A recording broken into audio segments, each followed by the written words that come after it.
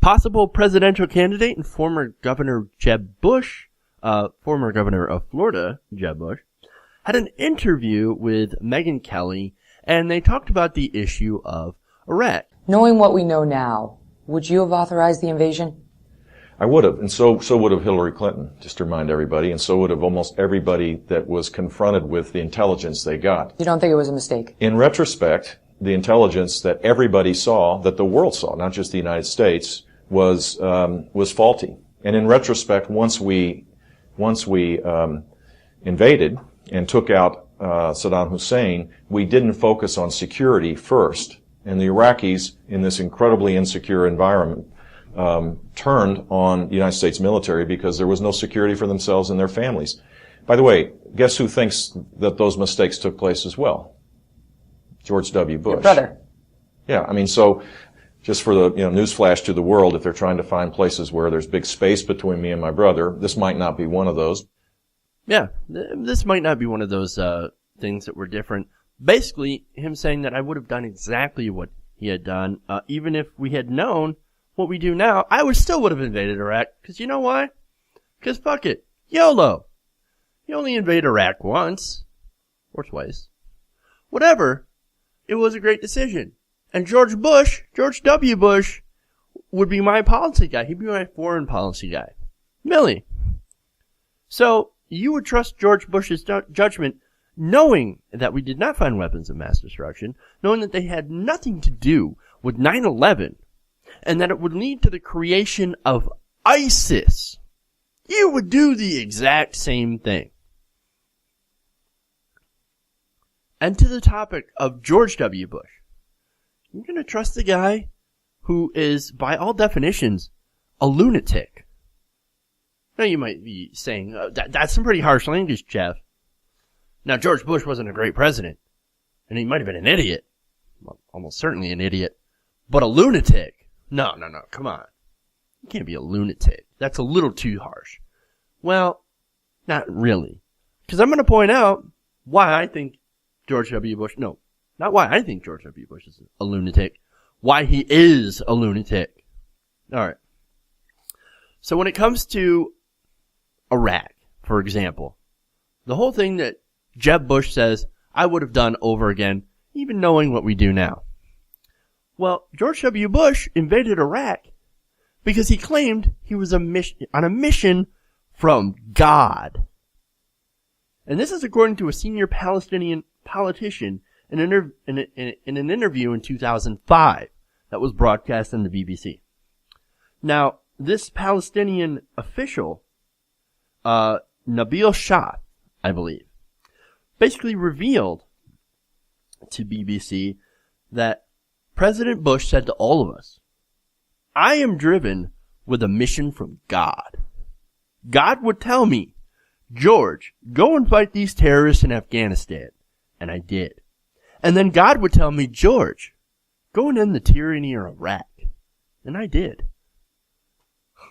Mr. Bush went on, and now again, I feel God's words coming to me. Go get the Palestinians their state, and get the Israelis their security, and get peace in the Middle East. And by God, I'm going to do it. Now there's a saying. If you pray to God, you're a good Christian. As is probably about somewhere around 79% of Americans do that. They pray to God. They talk to God. But if God talks back, you're a lunatic. You're insane. And you probably need medication. Here's George Bush saying that I invaded Iraq because God told me to. God told me. He talked to me. He said, George, go invade Iraq. But what if I don't want to invade Iraq? But how can I convince people? Well, I'm God. I'm telling you, invade Iraq, and they've got weapons of mass destruction. So go and get them, George. God talking to George Bush. Now that's not the only thing. Now when he was trying to convince France to get into the war, he was talking to President Jacques Chirac. Well, how did he try to convince France? France was steadfast against invading Iraq. And so, in a phone call, George Bush had reportedly said that Gog and Magog was going to come out of Iraq. Gog and Magog. During this phone call, when he was talking to Chirac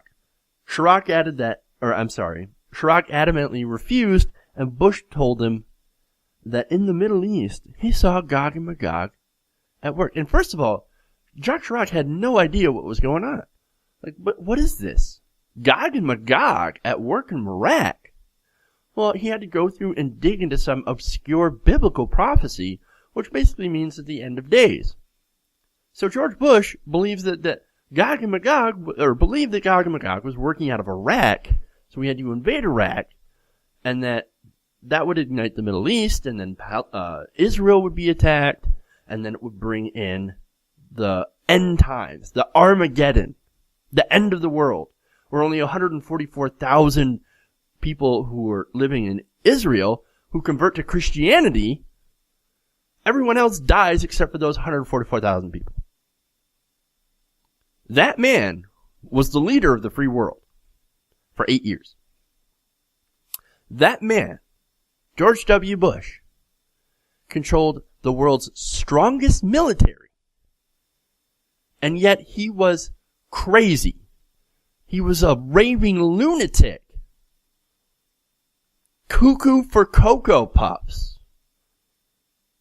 And here's Jeb Bush saying that I trust my brother.